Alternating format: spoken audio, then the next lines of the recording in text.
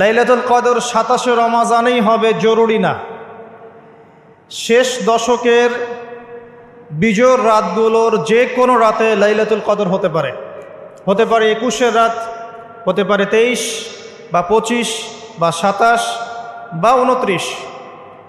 ইন্না আনজালনাহু ফি লাইলাতুল কদর, আল্লাহ পাক বলছেন নিঃসন্দেহে আমি কোরআনকে নাজিল করেছি লাইলাতুল কদরে।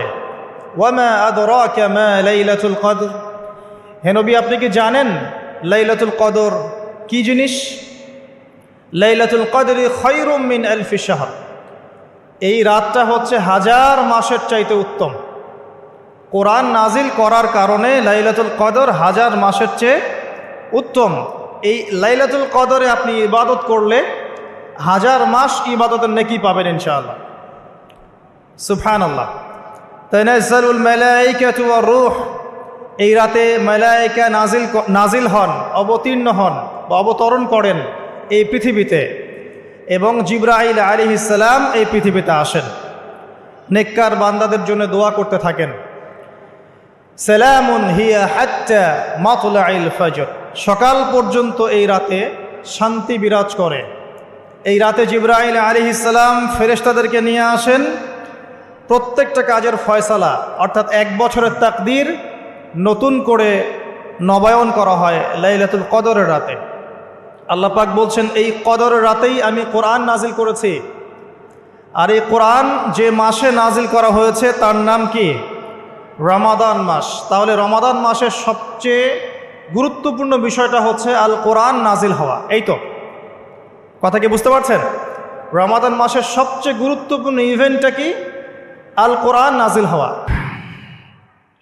শবে কদরের রাতের আমল নবী সাল্লাল্লাহু আলাইহি ওয়াসাল্লাম যেটা করতেন, আমরা কি করি? আমরা ইফতার করি।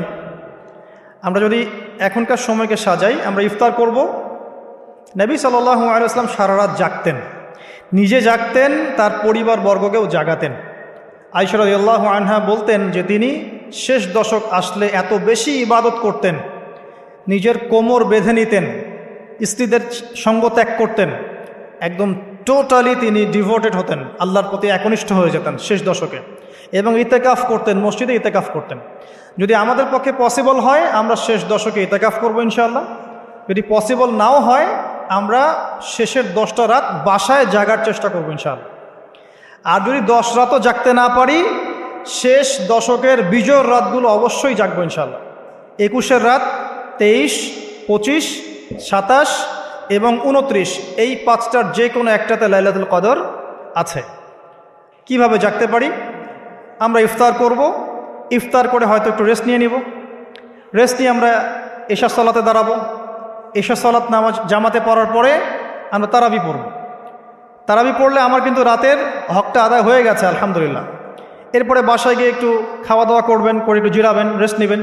যদি 1-1.5 ঘন্টা ঘুমিয়ে নেন, ঘুম থেকে উঠবেন 1টার দিকে, 1:30টার দিকে, উঠে বাকি রাতটা আপনি কয়েকটা কাজ করে কাটাবেন। তাহাজ্জুদ পড়তে পারেন, তাহাজ্জুদে নামাজ পড়বেন 2 রাকাত করে, লম্বা করে ধীর স্থিরভাবে কোরআন তেলাওয়াত করবেন, আল্লাহর কাছে দোয়া করবেন বেশি বেশি করে, কোরআন তেলাওয়াত করবেন, নামাজ পড়বেন, দোয়া করবেন, জিকির করবেন, এই কাজগুলো বেশি বেশি করবেন। দোয়ায় কাটিয়ে দিবেন, আল্লাহ পাকের কাছে হাত তুলে দোয়া করবেন, লম্বা দোয়া করবেন। তাহাজ্জুদে দাঁড়াবেন, 2 রাকাত নামাজ পড়তে যেন মিনিমাম 15 মিনিট লাগে, লম্বা করে নামাজ পড়বেন, সেজদায় বেশি বেশি দোয়া করবেন। এই রাতে কি নাজিল হয়েছে? একটু আগে কি বললাম? কোরআন। তাহলে শবে কদরের রাতে সবচেয়ে গুরুত্ব দেওয়া দরকার কিসে? কোরআনে। নামাজে দাঁড়িয়ে লম্বা কেরাতে আপনি তেলাওয়াত করবেন। যদি লম্বা কেরাত না জানেন, ছোট সূরা বারবার পড়বেন।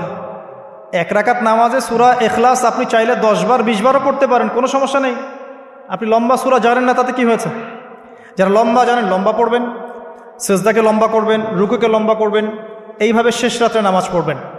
আর যদি মনে হয় আপনার কাছে যে আজকের রাত লাইলাতুল কদর, যারা মুমিন তারা বুঝতে পারবে, যারা মুমিন তারা বুঝতে পারবে এই রাতে ইবাদত করতে তৃপ্তি পাবেন, প্রশান্তি পাবেন।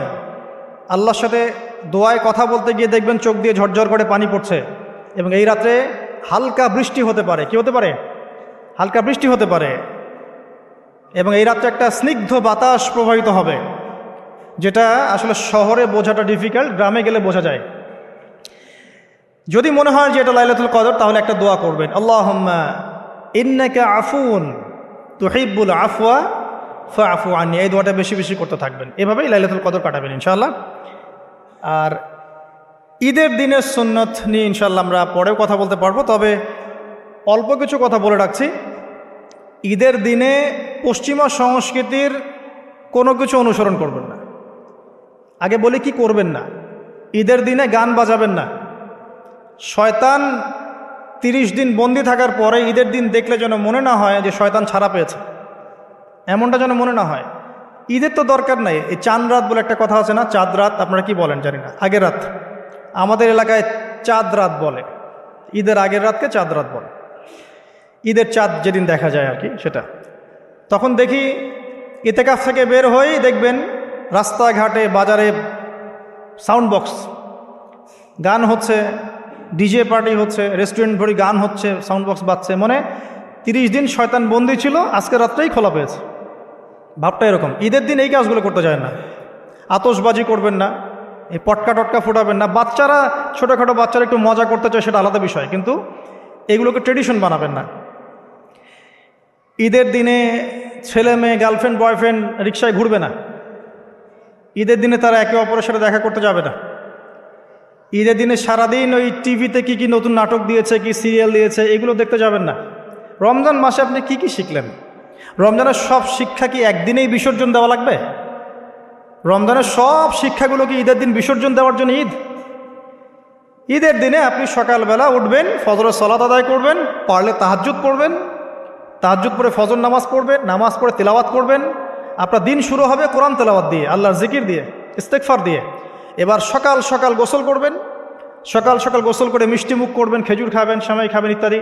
নতুন কাপড় পরবেন, আপনার সামর্থ্য অনুযায়ী সেরা কাপড়টা পরবেন, আতর খুশবু ব্যবহার করবেন, সুন্দর করে গোসল করবেন, পরিবারের সবাইকে নিয়ে আপনি ঈদগাহে যাবেন, তাকবীর দিবেন, আল্লাহু আকবার, আল্লাহু আকবার, লা ইলাহা ইল্লাল্লাহ, ওয়াল্লাহু আকবার, আল্লাহু আকবার, ওয়ালিল্লাহিল হামদ, আল্লাহু আকবার কাবীরা, ওয়ালহামদুলিল্লাহি কাসীরা, সুবহানাল্লাহি বুকরাতা ওয়া আসীলা।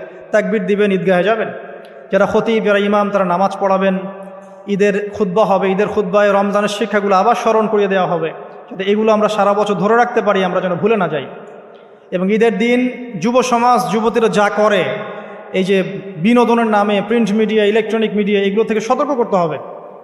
ঈদের দিনে boyfriend girlfriend tradition, free mixing, ঈদের দিনে বেলাল্লাপনা, মিউজিক করা, কনসার্ট করা, হাবিজাবি, সব কিছু থেকে ওরা যেন দূরে থেকে ইসলামী সংস্কৃতি নিয়ে পরিবারকে সময় দেয়, নামাজ পড়ে, ঈদের দিন কোরআন তেলাওয়াত করে, বাসায় গিয়ে নফল নামাজ পড়ে, আবার জোহরের নামাজ জামাতে পড়ে।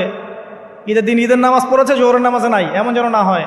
জোহর জামাতে পড়ে, আসর মাগরিব এশা জামাতে পড়ে, আত্মীয়দের বাসায় বেড়াতে যাবে, খোঁজখবর নিবে। অসহায় যারা ঈদ করতে পারছে না, ওদেরকে সাদাকাতুল ফিতর দিবে, হাদিয়া তোহফা দিবে।